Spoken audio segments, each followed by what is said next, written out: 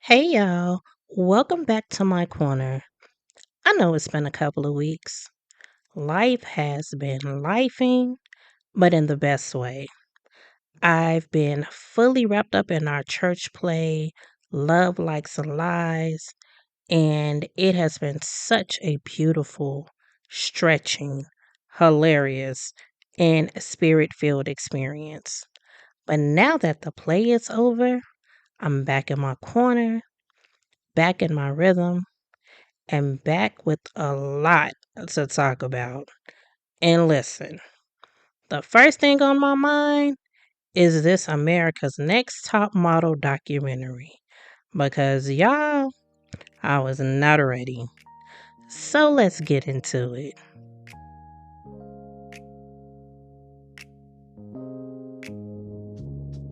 Yeah. Pull up a chair, we gon' talk it through. Little bit of life, little breakthrough. From the crib to the headlines, heart on display. Everyday stories in a brand new way. This is the corner with Jay, where we pray, real talk, mama heart, big dreams on the way.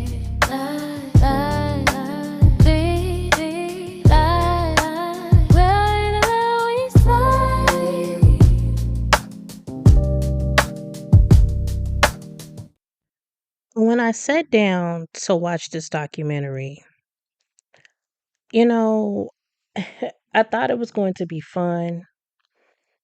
I thought it was going to give me a little throwback, a little fashion, a little early 2000s chaos. But the way it hit me now is completely different. Back then we were kids, teenagers, young women, trying to figure out who we were.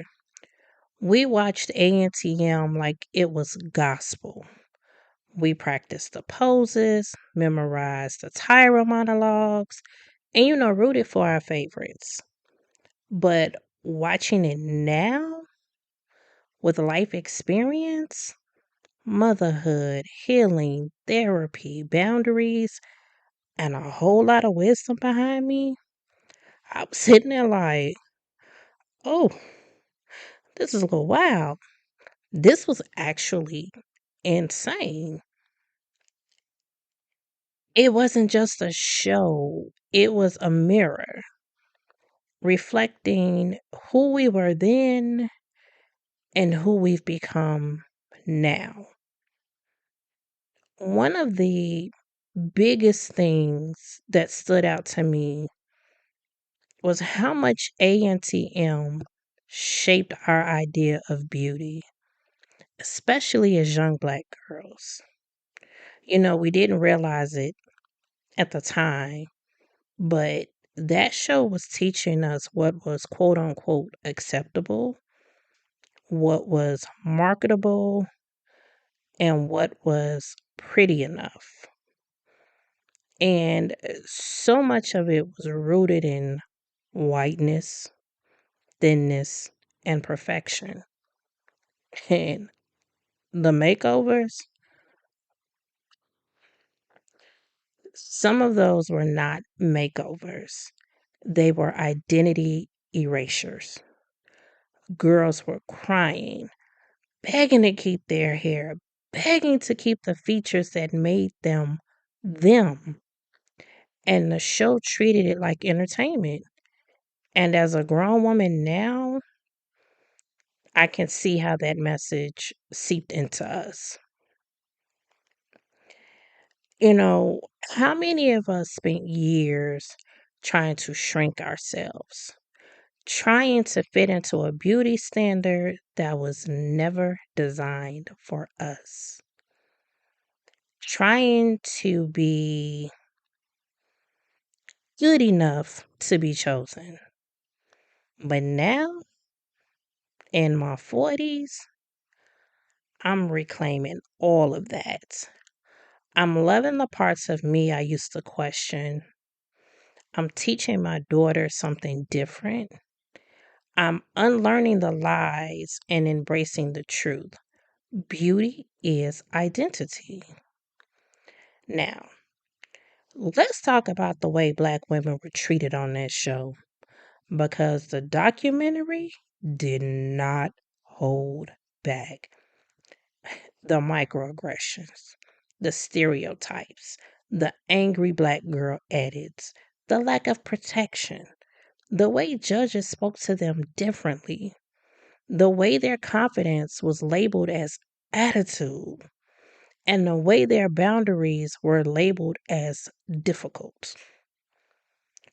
Watching it now, I felt my chest tighten up because I've lived that, and quite few of us have lived that and are still living that. It's happened in workplaces, in classrooms, relationships, spaces where I had to shrink myself just to be understood. Seeing those young Black women on A&TM isolated, misunderstood, and unprotected brought up a lot.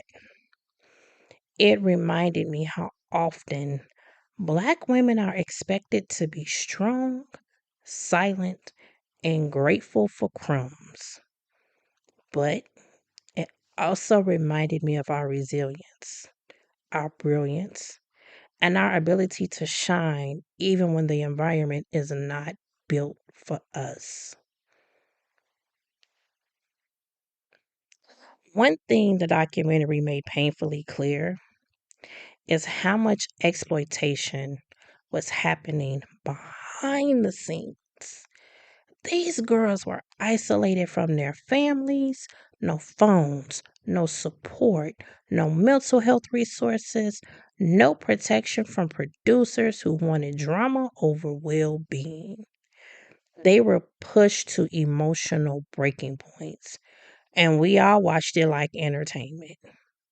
And I'm not judging because we didn't know better. But now, as adults, as mothers, as women who've lived through real life, we can see how harmful that was. It made me think about how important it is to create safe spaces. Spaces where people can be vulnerable without being exploited. Spaces where healing is honored, not used for ratings. And honestly, that's part of why I created this podcast. This corner is the opposite of exploitation. It's a place for truth, not trauma, a place for growth and not performance. The documentary also made me reflect on the culture we grew up in. We normalized things that were harmful, we laughed at things that were traumatic, we accepted beauty standards that were impossible. We didn't question the systems, we just participated in them. But that's the thing about growth. You don't know what you don't know until you know. And now that we're older, wiser, and more aware, we can look back and say, yeah, that was not okay. We can teach our daughters differently. We can show up differently. We can consume media differently. We can heal the parts of us that were shaped by those messages. And that's what becoming is all about. Seeing clearly what you couldn't see before. So here's what I'm taking away from this documentary. Give yourself grace for what you didn't know.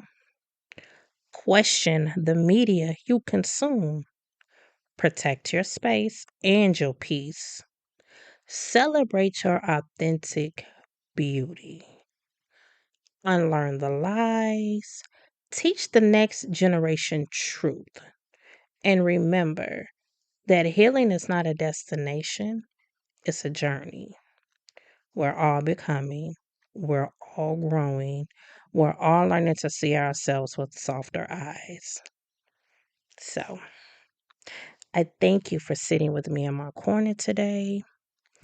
This documentary stirred up a lot: memories, emotions, reflections, and I just hope this conversation helped you process some of it too.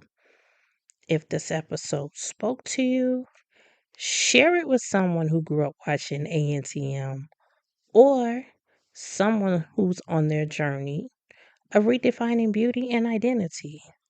Make sure you're following the show so you never miss an episode.